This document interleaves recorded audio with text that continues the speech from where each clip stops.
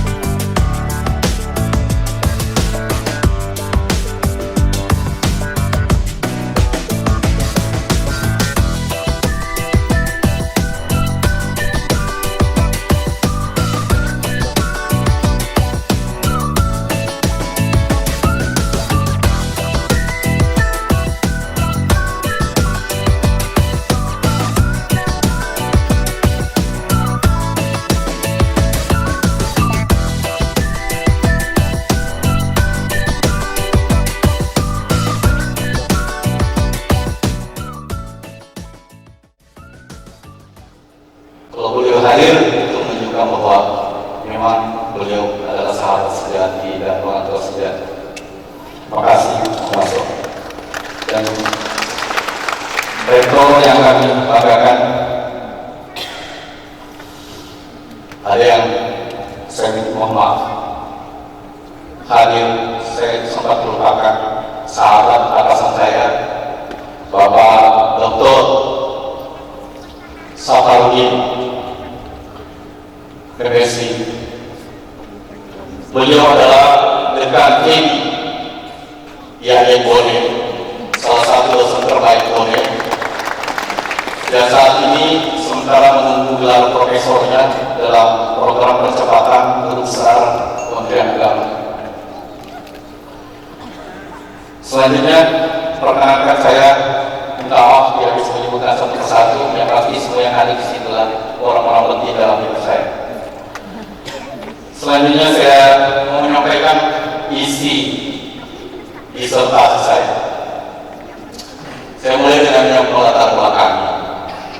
Latar belakang penelitian ini sebenarnya berangkat dari kenyataan fakta di lapangan bahwa 20 orang kaya terbesar di Indonesia, versi Forbes, hanya satu di antaranya yang beragama Islam.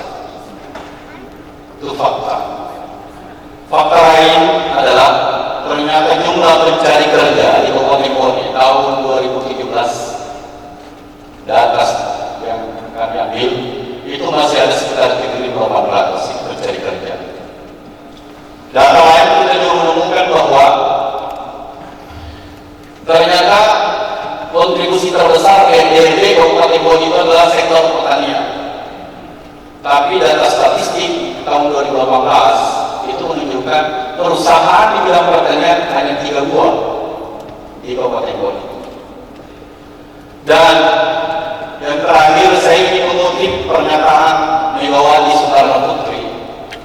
dimuat dalam harian Republika tahun 2016 menyebutkan bahwa boleh jadi umat Islam ini negara barat maju karena meninggalkan agamanya, sementara umat Islam juga mundur karena meninggalkan agamanya. Fakta ini kemudian membawa kami untuk melahirkan sebuah judul terkait dengan pengaruh pola pemahaman Mu'tazilah dan Asy'ariyah terhadap job performance, kinerja melalui perilaku berusaha. Ada apa dengan Mu'tazilah dan Asy'ari? Sebenarnya Mu'tazilah dan Asy'ariyah ini adalah sebuah aliran teologi klasik yang hidup di tengah-tengah masyarakat. Kita sadar maupun tidak sadar, senang atau tidak senang, kami yang pasti pahamnya ada di tengah-tengah kita. Saya ingin memberikan ilustrasi seperti ini. Ketika seorang pengusaha ditanya, apa yang membuat Anda sukses dalam berusaha? Maka biasanya dia akan menjawab bahwa ini semua karena karunia Allah. Tapi ketika dilanjutkan lagi pertanyaan berikutnya, apakah usaha Bapak ini tidak direncanakan dan tidak diupayakan kesuksesan? Dia akan menjawab, pasti semuanya karena perencanaan. Begitu pula ketika ditanya, kenapa Bapak dan Ibu gagal dalam usaha? Jawabannya adalah, ini adalah takdir yang sudah ditentukan oleh Allah. Dan inilah yang kami cobakan, kalau dia sukses dan gagal karena Allah, maka itu yang disebut dengan Asy'ariyah. Kalau dia sukses dan gagal dan menyalahkan diri sendiri atas kemampuannya, maka itu yang disebut dengan Mu'tazilah. Atau kira-kira kesimpulannya begini, kalau melawan takdir itu adalah Mu'tazilah, tapi menerima takdir itu adalah Asy'ariyah. Saya pikir cukup karena waktunya sudah menyalam. Wallahu a'lam bishawab. Assalamualaikum warahmatullahi wabarakatuh. Bapak pengajuan pertanyaan. Untuk kesempatan pertama, saya mempersilahkan Ibu Dr. Hajar Rahma Fatimui Demagi. Silakan untuk bertanya. Terima kasih Bapak Pimpinan Sidang yang saya hormati pada Dewan Kinerja, para undangan yang berbahagia. Baik, langsung saja mungkin saya masuk kepada pokok permasalahan dari saudara Prof. Vendus Bapak Aksi yang saat ini sedang berbahagia. Baik, pertanyaan saya yang pertama mengenai pemahaman Mu'tazilah dan Asy'ariyah ini terkait dengan pemahaman Mu'tazilah terkait dengan kewirausahaan tersendiri. Di dalam disertasi Bapak saya melihat ada pernyataan yang menyatakan bahwa perilaku kewirausahaan di bumi itu masih terbilang rendah. Sementara data dari BPS itu 2017 dikatakan ada sekitar perdagangan ada 1.807 dan 4.900 tenaga kerja. Kira-kira Bapak bisa memberikan alasan untuk terkait mengenai ini? Perkataan pola pemahaman Mu'tazilah dan Asy'ariyah.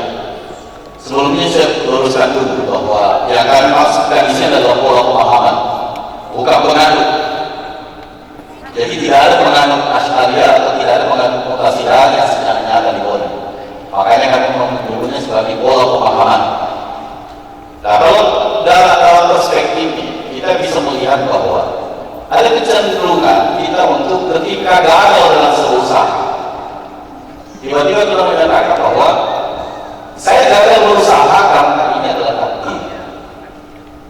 Padahal dalam paham Mu'tazilah di situ disebutkan bahwa Allah itu tidak pernah merencanakan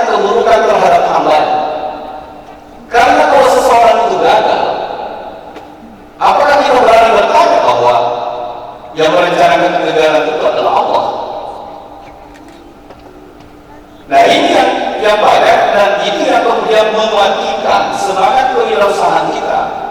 Karena ketika gagal berusaha, tiba-tiba dia berpasrah dan menerima kenyataan bahwa ini adalah takdir. Ini dari pendekatan Mu'tazilah Syariah. Walaupun nanti dalam hasil penelitian banyak lagi yang saya pikir seperti itu.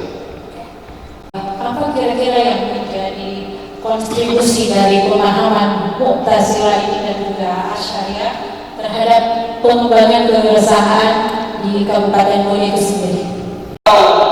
Dalam bagi usaha, hasil penelitian yang menunjukkan pengaruh Mu'tazilah terhadap perilaku itu cukup tinggi.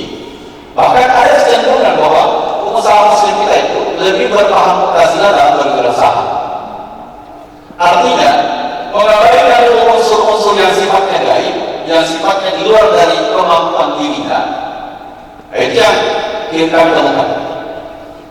Awal dalam penelitian ini kita menemukan bahwa ternyata Mu'tazilah tidak bisa menentukan hasil, yaitu job performance. Nah, kenapa? Karena ternyata hasil itu dalam penelitian ini ternyata kembali lagi kepada paham Asy'ariyah bahwa segala-galanya dikembalikan kepada kekuasaan mutlak Allah. Tetapi dalam persoalan sikap dan perilaku dalam berusaha, seharusnya dalam temuan inilah yang rekomendasinya, kontribusinya, bahwa sebaiknya disosialisasikan untuk berpaham Mu'tazilah. Promopedus hari ini kami sebagai teman kuliah dulu di tahun 2009. Ya meskipun awal kami pasti kami sangat bangga karena pada akhirnya dia bertampil di depan kita semua untuk mempresentasikan disertasi beliau, dan insya Allah sebentar lagi akan meraih kesuksesan yang sangat baik. Baik, semoga pada pertanyaan kita pahami bahwa konsep teori atau pemahaman Mu'tazilah dengan Asy'ariyah itu sangat parsial. Ada yang berlandas pada kekuasaan Tuhan, dan ada yang berlandas pada akal. Nah, kita melihat bahwa ternyata pada hasil penelitian saudara tentang berkaitan dengan masalah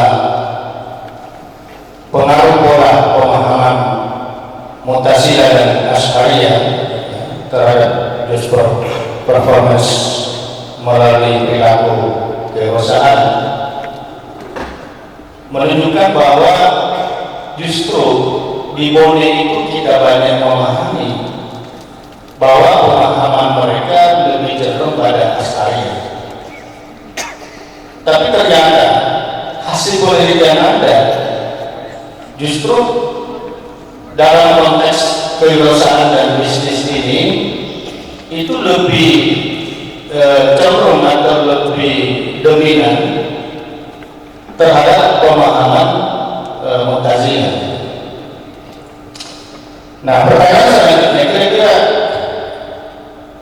apa yang menyebabkan seperti itu sehingga yang kita pahami mungkin seharusnya pola pemahaman Asy'ariyah yang lebih dominan, ya, tapi justru faktanya Mu'tazilah yang lebih signifikan pengaruhnya dalam hal berwirausaha. Silakan. Ini unik karena fakta empiriknya masyarakat Bone itu sebenarnya kan menganut Al-Sunnah wal Jamaah, Aswaja, yang kira-kira kalau mau diidentikan itu lebih dekat dengan pemahaman Asy'ariyah. Tapi dalam konteks kewirausahaan ternyata temuan kami menunjukkan bahwa perilaku kewirausahaan mereka itu lebih didominasi oleh kecenderungan untuk menggunakan akal ketimbang keyakinan. Nah, ini membuktikan bahwa sebenarnya para pengusaha kita itu lebih mengandalkan kemampuan dirinya ketimbang mengandalkan kemampuan Tuhannya. Jadi kalau saya minta maaf agak sedikit genit menggunakan kalimat ini. Namun fakta penelitian ini membuktikan ada tempatnya Asy'ariyah. Tempatnya Asy'ariyah itu adalah ketika terkait dengan persoalan hasil. Karena dalam penelitian ini Mu'tazilah itu tidak berpengaruh terhadap job performance. Mu'tazilah tidak bisa menentukan hasil dari tidak bisa menentukan takdir. Kalau di sini kita menyebutkan bahwa job performance atau kinerja itu adalah sebuah takdir, maka Mu'tazilah tidak memiliki pengaruh terhadap penentuan takdir. Tapi yang berpengaruh secara langsung adalah Asy'ariyah. Jadi di sini titik temunya Asy'ariyah mempengaruhi takdir, tetapi perilaku, sikap itu adalah pilihan manusia. Dan kewirausahaan adalah sebuah sikap, sebuah perilaku. Ini kira-kira yang bisa menjelaskan dalam penelitian ini. Ya. Akan apa ya? Menunjukkan bahwa karena para rektor hadir di sini sangat mendukung tentang melawan takdir. Iya. Jadi ada bayangkan bahwa para pengusaha, wirausahawan di Bone itu dia melawan takdir. Nah, pertanyaan selanjutnya, di mana korelasi antara pemahaman Mu'tazilah dengan Asy'ariyah dalam konteks kewirausahaan? Bahwa Mu'tazilah itu lebih mengandalkan kepada ikhtiar. Sebenarnya Asy'ariyah juga tidak seperti itu, karena sesungguhnya Asy'ariyah sendiri itu kan memang asalnya juga dari Mu'tazilah. Cuma di Asy'ariyah itu tidak mengabaikan adanya kontribusi Tuhan dalam daya dan karsa manusia. Artinya, ketika manusia bergerak, berupaya, berusaha, selain dirinya sendiri, di situ juga ada faktor campur tangan Allah Subhanahu wa taala. Di sisi lain, kalau Mu'tazilah hanya menyatakan bahwa sepanjang itu adalah kebaikan, maka itu adalah dari Allah yang telah direncanakan. Tetapi kalau ketika terjadi keburukan atau kekurangan, maka itu datangnya dari diri manusia itu sendiri. Jadi kedua sebenarnya. Oke, saya menjawab bahwa ya manusia harus berusaha, kemudian Tuhan yang menentukan. Situ titik temunya. Terima kasih. Ya. Assalamualaikum warahmatullahi wabarakatuh. Kemudian kedua orang juga ini sudah semakin disebut melawan takdir ini.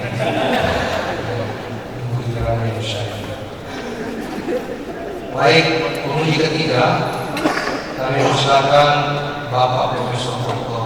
Haji Syaril Malum SMC waktunya tidak lebih dari 7 menit. Merujuk kepada riwayat orang tua beliau,